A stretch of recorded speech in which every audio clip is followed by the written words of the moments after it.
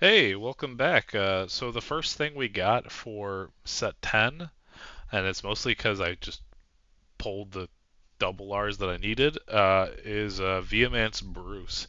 I didn't profile this earlier because I figured by the time I had gotten all this in, like there was like a month left or a month and a half left till this set came out. Figured instead of you guys having to watch two videos, you could just, you know, watch one video and kind of get the gist of this deck. This is the alternative form of Bruce. It's a little faster. You don't have to unless you go first. You have to wait a turn, but if you don't have to wait a turn to like really get in and uh, lay down the final rush attacks and all kinds of stuff like that. So we'll just go ahead and profile through this really quick. Your ride line, very important. You want to play. Uh, this is Innocent Matt, Diablos, and then Diablos, Bad Steve. So the reason, well, I'll explain why the Diablos part is important in a bit. But when you ride him, you can call your starter out from Soul and then Soul Charge 1. It builds you a little Soul. It's nice. The important thing about it, though, is you put the starter out for Diablos or Richard. So when he's placed on the Vanguard, he tucks a rearguard to Soul and you draw a card. This is just a very nice like ride line. If you're looking for something really like generic and dark states, like this is a very good ride line because you're just going to kind of get back the cards you discard off of ride, which is probably the most important thing, at least for me in the Overdress format. I like to, sort of balance out my ride ups. And then Diablo's Viamance Bruce. So he's got a really interesting ability, which is at the beginning of your battle phase, if all of your units are Diablos, you get put in Final Rush, which is pretty cool. But if your opponent's grade 3 or greater, you get put into Final Burst, which Final Burst counts like Final Rush does, but there are some units that only activate in Final Burst, such as his last ability. Ooh, that was a bad glare. I won't do that again. So when he swings, if you're in Final Burst, you can counterblast one and restand a column, and the column gets +5. So it's pretty good. You trade from being a 5 attack deck on turn 4 to a potential turn 3 4 attack deck with a decent amount of power. Very nice. It also the uh, the other forms of or the other form of Bruce where you play the grade 4 version, which I think is probably the better way to go, doesn't have a lot of power unless you have something like Swirler on board because you don't have the Persona Ride. So this deck, having access to Persona Ride again, feels pretty good. Like if you push out a lot of numbers, and if you go second, you kind of just like you start rushing your opponent down. Next turn, you Persona Ride, and you start pushing them again. It feels like a very solid like beatdown deck. So that's going to be it for the Ride deck. Going on to the grade threes of the deck. Technically, we're playing 4 copies of Viamance Bruce. One of it is the Grail. The Persona Ride feels very like powerful in this deck, so I want to hit it as often as I can. And then 2 copies of Greg. Greg is our counter charge of the deck. He's Soul Blast 2 at the beginning of your battle phase. If you're in Final Rush, you counter charge 1, which isn't bad. The thing about running, I don't feel like there's a need to run more copies of him because as long as you're like not being too reckless with how you do your turn, you shouldn't like have a lot of counterblast issues.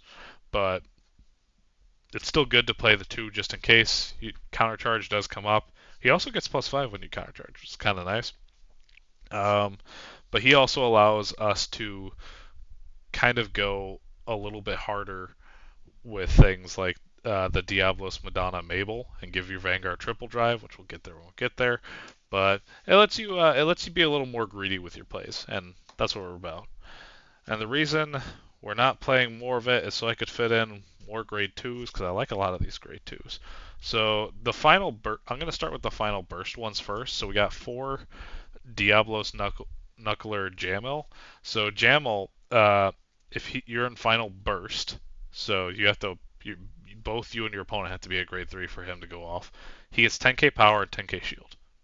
Really good. That's why we play 4 copies of him. The other reason is he also is a board rebuilder. So when he's placed, you can counterblast 1, soul charge 1, and then call a card from your soul to rearguard. I think it has to be the same grade as your Vanguard, or grade less than. Nope, it is a grade 3 or less. Never mind. So you could call, I don't know, on turn 2, you could call it a grade 3 from soul. You could do whatever you want.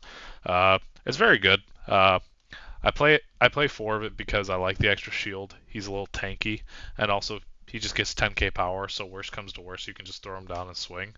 15k shield is never bad.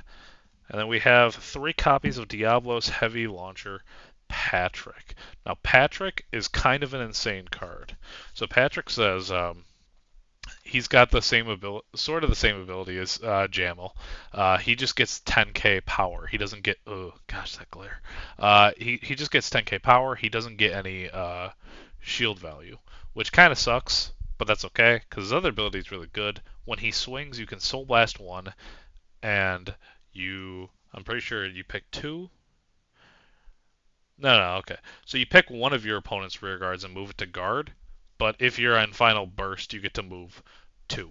Very, very powerful effect. Ava decks kind of hate this a lot. So if you have, a lot of Ava players at your locals, swing with this, get rid of those obfuscades. Very nice. The reason we're not playing more copies of it is because I don't have a lot of ways to soul charge in this deck and keep the soul. So between him and Greg kind of soul blasting out our cards, I think it's fine to keep him at a 3 of, because you'll see him as a 3 of. You'll see him a lot, but you don't necessarily need to see 4. You have other grade 2s that will, fit the job of what you're looking to do. So we'll put those aside and bring out the last 2 grade 2s, 2 copies of Diablo's Boys Eden and 2 copies of Diablo's Madonna Megan. So Megan, when she swings, if you're in final rush, she gets 10k. So that will trigger twice in a turn if you do put her in the restanding column. So she'll swing for 20 and then she'll swing for 30. Very nice. It puts on a lot of pressure. It's a good kill turn card.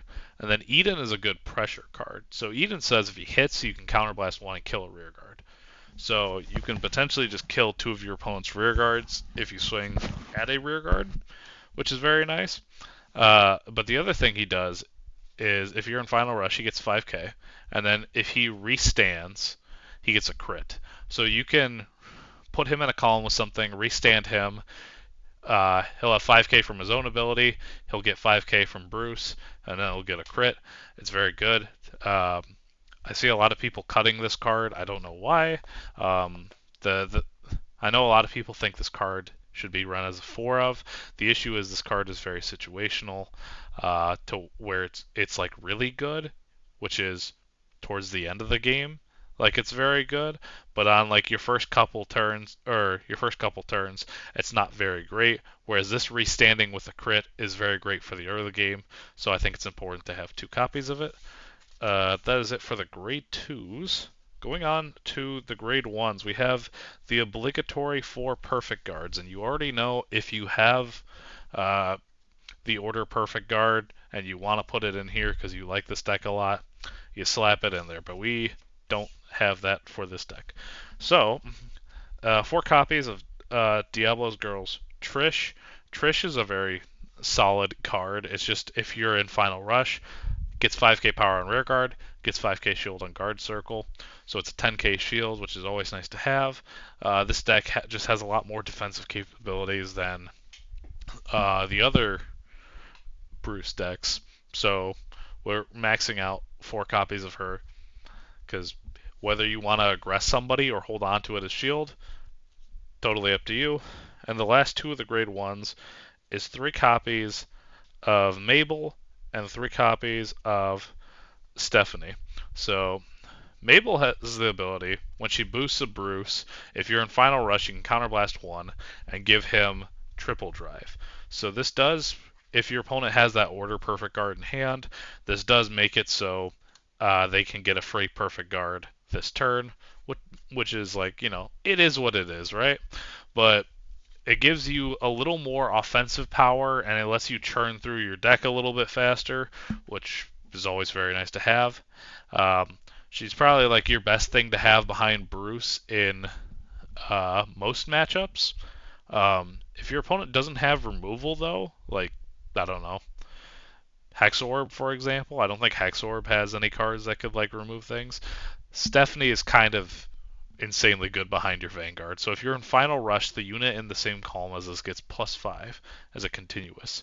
So on your, I may not have mentioned it, and that's my bad. The Final Rush lasts until the end of your opponent's turn. I should have said that. That's fine though. So this and the other two are the only times that ability comes up. But your your Final Rush will put you at a 18k base on your opponent's turn, which is just insanely good. Like your opponent's gonna like swing cheap things at it, and you're just gonna give them a 5k guard and be like, okay, well. So that's it for the list. I'm sure there's a couple things that could be worked on, but this is what I've been enjoying the most so far. So first of all, got to start off with the over trigger. You already know what it is. Moving on, 4 Diablos crits, 4 Diablos fronts, and then this one isn't a Diablo, so we'll kind of have to make do. 3 of the effect draw, and then lastly we're on to 4 Diablos heals. So, like I said, it's very important to have your Diablos names. The Grail, her, and the Perfect Guards, and I guess the Overtrigger, but I don't think you'll ever call the Overtrigger, are the only not Diablos cards, meaning if you're ever in a pinch and you really want to like, hey, I'm trying to go for that final turn, you call your heal triggers, call your crits, just close out the game with them. They're Diablos. They won't turn off your ability to go Final Rush. So very, very good. And yeah, that is going to be it for this. We have a lot more coming up for set 10 because set 10 is an insanely hype set.